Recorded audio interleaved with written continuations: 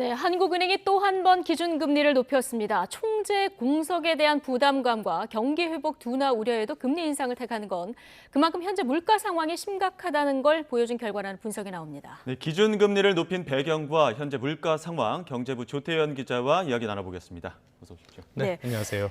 지금 총재가 공석인 상태라서 네. 관심이었는데 결국 올렸군요. 사실 지금 상황 자체는 기준금리를 올려야 되는 상황인데 네. 말씀하신 것처럼 총재가 없기 때문에 좀 고심하는 흔적들이 보였습니다.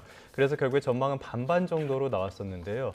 일단은 기준금리는 인상으로 결정이 됐습니다. 0.25%포인트를 올려서 연 1.5%로 운용을 하게 됐는데요.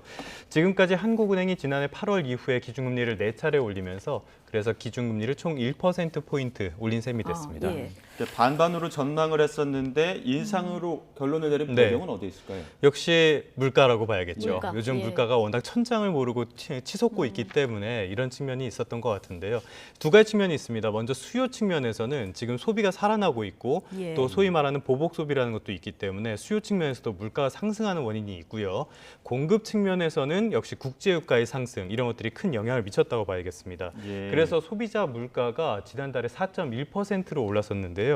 이 4%대 물가 상승률을 기록한 게 10여 년 만입니다. 네. 근데 우리가 1년 만에 그 수입이 4% 넘게 늘어나는 이런 경우는 사실 없거든요. 예. 그렇다면은 급여가 사실상 줄어드는 네. 소득이 줄어드는 셈이나 다름없기 때문에 이걸 실질소득이라고 합니다. 예. 소득이 줄어들었으니까 씀씀이를 줄여야겠죠. 전반적인 경제에 부정적인 영향이 올 수밖에 없고 기업 입장에서도 비용이 늘어나니까 부담이 될 수밖에 없습니다.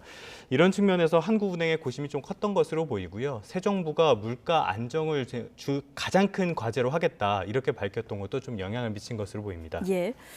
자, 국내외적으로 좀 인플레이션 우려도 커지고 있는데 전망은 어떻습니까? 오늘 마침 나온 게 수입 물가 지수가 나왔습니다. 수입 물가 지수를 보면은 1년 만에 35%가 넘게 올랐어요.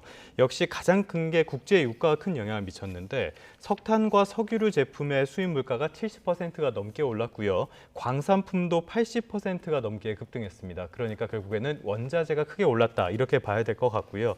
수입 물가는 약간 시차를 두고 생산자 물가에 영향을 미치고요. 생산자 물가가 올랐으니까 당연히 소비자 물가까지도 오르게 되겠죠.